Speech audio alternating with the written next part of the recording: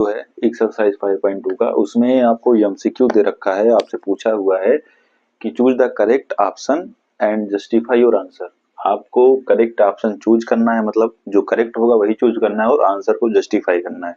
तो देखिए सबसे पहले जो पहला क्वेश्चन दे रखा है 30th term of AP 1074 dot dot is. तो इस एपी का 30वां टर्म आपको बताना है, वो क्या होगा, वो कैसे निकलेगा, वो nth टर्म वाले फार्मूले से निकलेगा। अब फार्मूला आप सभी को पता है, वही अप्लाई किया जाएगा, लेकिन उससे पहले क्या किया जाएगा, एपी का कंपैरिजन किया जाएगा। ए की वैल्यू है ना, कॉमन डिफरेंस डी कैसे निकलेगा वो निकालेंगे हम। तो देखो ए इक्वल टू यहाँ पे 10 होगा, सॉरी पहला टर्म यहाँ पर 10 हो जाएगा। कॉमन डिफरेंस डी कैसे निकलता है आप सभी को पता है, डी इक्वल टू होता है ए2 माइनस ए1। तो जब 7 माइनस 10 करोगे तो आपको -3 मिल जाएगा, ठीक। और उसके बाद एन की वैल्यू 30 होगी, क्यों होगी, क्योंकि आपको 30वां टर्म निकालना है, 30th टर्म फाइंड आउट करना है। तो आप फार्मूला अप्लाई करेंगे A N, A 30 equal to क्या होता है, A plus N minus one into D. तो ए की वैल्यू 10 होगी प्लस एन की वैल्यू 30 होगी -1 इंटू डी की वैल्यू -3 हो जाएगी। कैलकुलेशन करेंगे यहाँ पर तो ये हो जाएगा 10 प्लस, अब देखो ये होगा 29 इंटू -3, तो ये हो जाएगा 10 माइनस इसका मल्टीप्लाई कराएंगे 87 आएगा। तो 87 में से 10 जाएगा तो -77 बचेगा, और यही होगा आपका आंसर। A 30 equal to -77।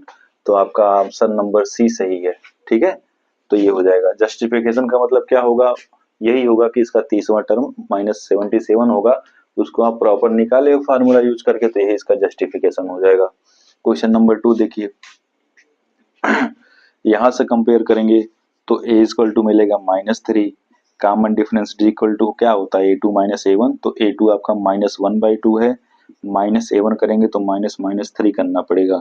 तो ये हो जाएगा D equal to -1/2 plus 3, calculation करेंगे और तो -1 होगा, 3 2 जा 6 हो जाएगा अपॉन 2, और कैलकुलेशन करेंगे तो +6 -1 5/2 हो जाएगा।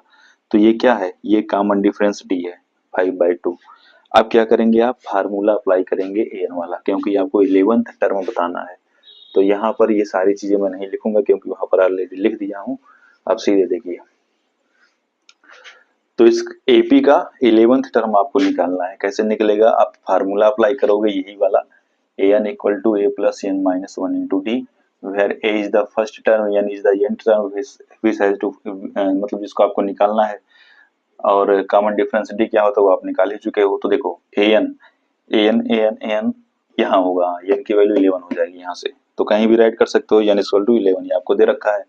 अब राइट करेंगे ए 11 इक्वल टू, यहाँ से देखो ए की वैल्यू -3 है प्लस 11 -1, डी की वैल्यू कितनी आई 5/2। तो कैलकुलेशन कर लीजिए इसका, बस आंसर आ जाएगा -3 प्लस 11 में से 1 जाएगा 10 बचेगा इंटू 5/2 होगा, कैंसिल करेंगे 5 टाइम कैंसिल होगा, तो -3 प्लस 5 इंटू 5 25 हो जाएगा। तो ए 11 कितना आएगा, ए 11 आ जाएगा 25 माइनस 3 तो 22 आ जाएगा। ये ऑप्शन आपका सही होगा। अब देखेंगे 22 कहाँ पर है, तो भैया ऑप्शन नंबर बी पर है 22, तो ये सही हो जाएगा। अब यही सोल्यूशन इसका जस्टिफिकेशन होगा और यही ऑप्शन आपका सही हो जाएगा, ठीक है। तो इस टाइप से क्वेश्चन को हमने सॉल्व किया। क्वेश्चन नंबर 2 को बस वही फार्मूला अप्लाई करना है, इस पूरे एक्सरसाइज में यही फार्मूला अप्लाई करना है आपको, A N equal to A plus N minus one into D.